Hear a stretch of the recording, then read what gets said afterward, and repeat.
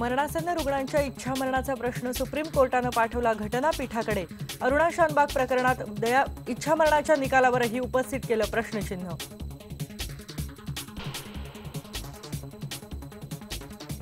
विधानसभेच्या कामकाजात विरोधकांचे अडथळे, कामकाज 2 वेळा झालं तहकूब। पुरवणी मागण्यांवर चर्चा करण्याची विरोधकांची मागणी।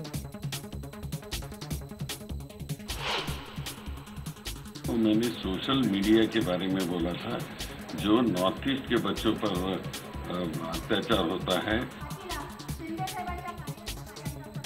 मीडियाबाबतच्या वक्तव्यावर सुशील कुमार शिंदेंची सारवासारव, म्हणाले मी इलेक्ट्रॉनिक मीडियावर नाही तर सोशल मीडियावर बोललो होतो।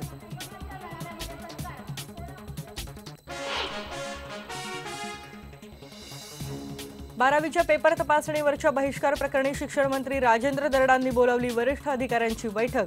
ठिकठिकाणच्या पोस्ट ऑफिसेसमध्ये साठलेत उत्तरपत्रिकांचे गठ्ठे।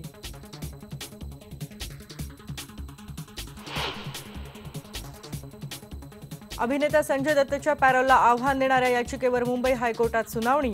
गृह मंत्रालयानेही केली आहे पॅरोलच्या कारणांचा रिपोर्ट सादर करण्याची सूचना।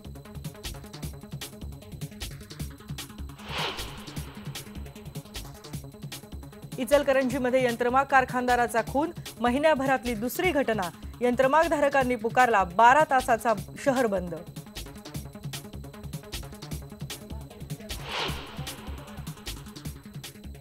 आणि आजपासून बांगलादेशमध्ये रंगणार एशिया कपची धूम।